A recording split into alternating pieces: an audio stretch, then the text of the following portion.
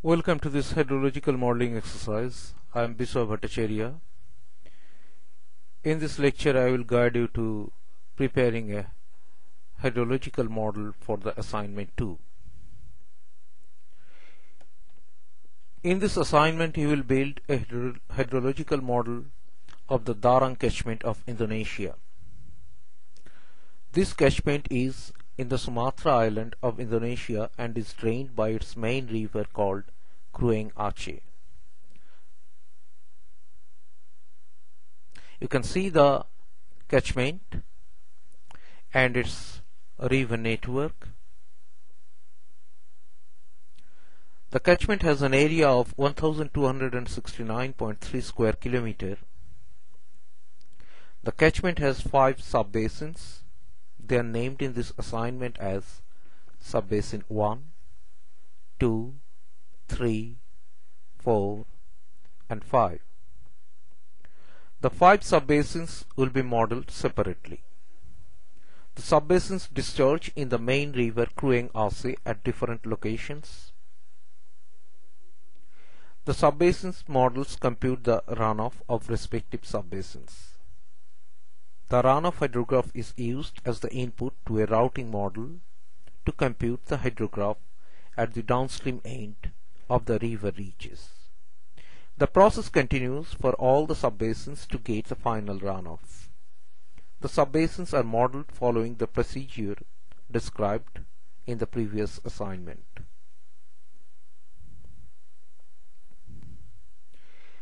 Now run HEC HMS.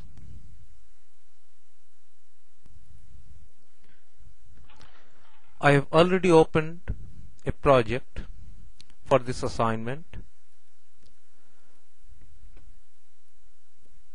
ASS2. Check the system of units.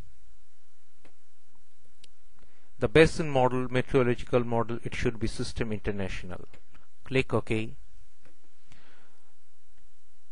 Now create the basin model. Give a name.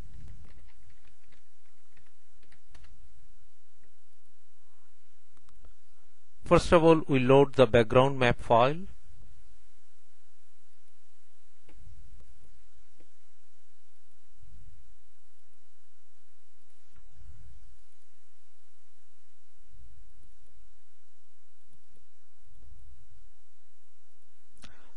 This file has been created using GIS. You can find this junction 2, bring another reach,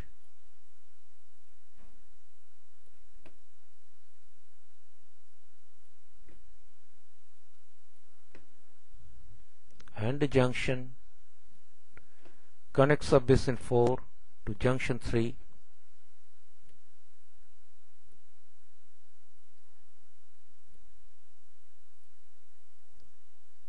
Now reach 4, a junction at the end, and connect sub-basin 5 to junction 5. Drag the text so that it gives better view.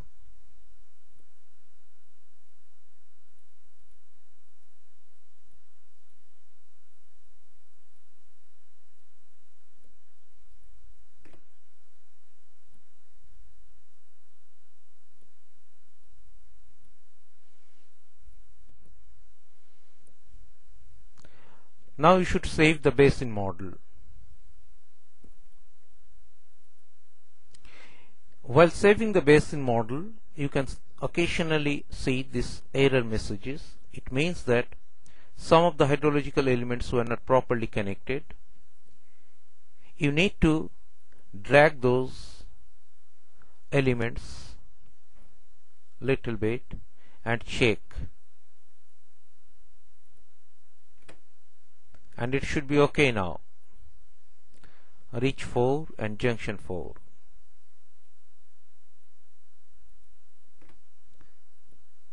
Yes. So save your basin model.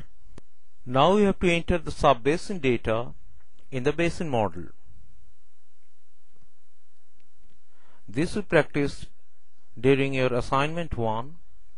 So double click on subbasin 1 icon. You see the name of the subbasin, the area you have to type, the data you can find in table 1 of the documentation I have supplied on the platform. The area is 353 square kilometer. Optionally you can type a description. The infiltration loss will be modeled using SCS curve number. The initial loss is estimated as 32.47. The percentage of imperviousness in the subbasin is 2%. The SCS curve number is 61. The transform will be modeled using Snyder unit hydrograph method. The Snyder lag is 2.25 and Snyder peaking coefficient is 0.3. Base flow will be modeled using recession. Initial base flow is 14.18 and threshold flow is 0.3 ratio to peak. Click OK. Now this is the data of subbasin 1. Now please continue the same process for entering data for subbasin 2, 3, 4 and 5, which I will not show here now. Once you have entered data for all the subbasins, save your basin model. Now you have to enter the flood routing data. The river receives outflow from subbasin 1, 2, 3, 4 and 5. The outflow comes to the river at different locations through junction 1, 2, 3 and 4. The downstream discharge hydrograph will be modeled with a flood routing model. The river constitutes of 4 reaches and for each of them a routing model will be developed.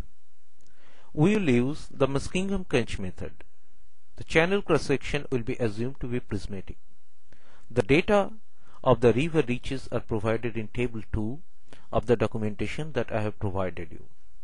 Use the data to enter the data for river reaches. Double click on the reach icon. The reach name appears. You can type a description of the river reach. Choose the routing method as Muskingum-Kunch standard method. Choose the cross section as prism.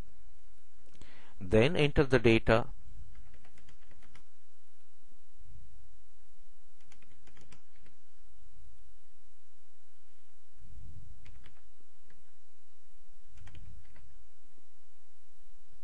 And Manning's N. Click OK and continue the same process for the other reaches as well.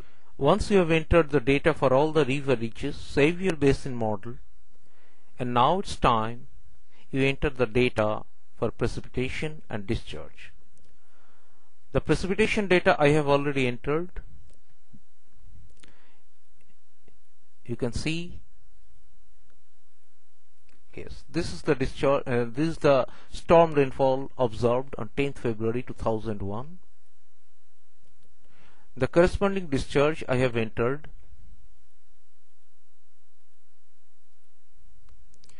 Which was observed on 10th February 2001. You have to enter this data, and once you are done with that, it's time to build the meteorological model. Give a name to your MET model.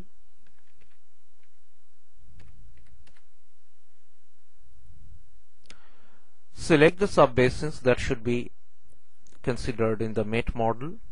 Yeah, in fact, all the subbasins should be considered. Click OK. We will choose user gauge weighting as the precipitation modeling method. Add the gauge recording. I gave the name assigned to gauge, which is a recording type. The total storm is 0 and index precipitation. And for the gauge, select the discharge gauge. With this selection, your basin model knows that the observed hydrograph has to be connected to junction 4. Now we can run the optimization manager to calibrate the model parameters. Check the basin, mate and control model. If you have more than one models for basin, mate or control, this window gives you an option to choose which one you would like to use in the optimization. The run ID is associated with opt3. Click OK. Now choose Optimization Manager.